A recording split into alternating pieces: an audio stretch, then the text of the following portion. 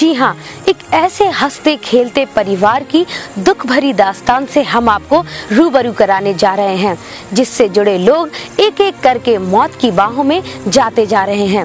मंदसौर जिले के कुकड़ेश्वर गांव में रहने वाला ये परिवार ऐसे ही काल के चक्र का शिकार हुआ। परिवार का युवा मुखिया बीमार हुआ और गांव से लेकर कई जगहों पर उसका इलाज हुआ।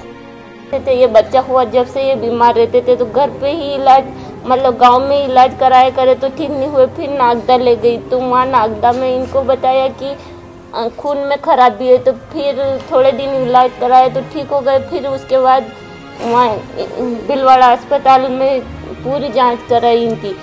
एक मकान था वो बेचकर जांच कराने भेजा तो वहाँ पे डॉक्टर ने बताया कि इनको एड्स हो गए, आपके पूरे परिवार की जांच कराना पड़ेगी। फिर हमने नीमच में जांच कराई, तो फिर नीमच में चारों की जांच कराई, इस लड़की की, मेरी, इसके पापा की। तो फिर वहाँ पे इस लड़की को नहीं बताया, हम तीनों को बता दिया।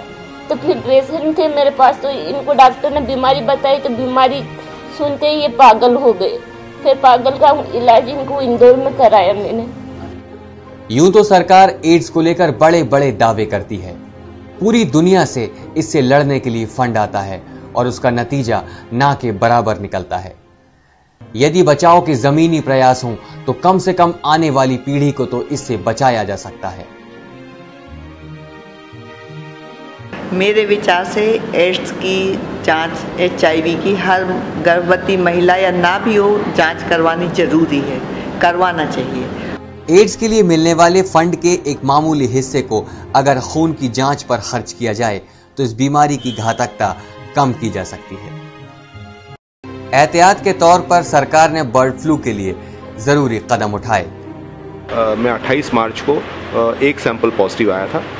उसके 10 किलोमीटर की सीमा में जितनी मुर्गियां होती हैं उनकी कलिंग की जाती है और उन्हें सही ढंग से डिस्पोज किया जाता है। लाखों मुर्गियों को मारा गया।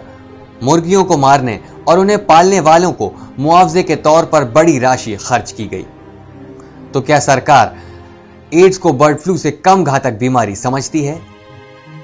मौत से हारा ये युवक काफी समय से HIV पीड़ित था और अगर थोड़ी सावधानी बरती जाए तो कम से कम आने वाली पीढ़ी तो इसका शिकार न होती। यदि गर्भावस्था के दौरान या उसके पहले इसकी जानकारी के लिए परीक्षण की व्यवस्था की जाए तो आने वाले एड्स रोगियों की पीढ़ी को कम किया जा सकता है।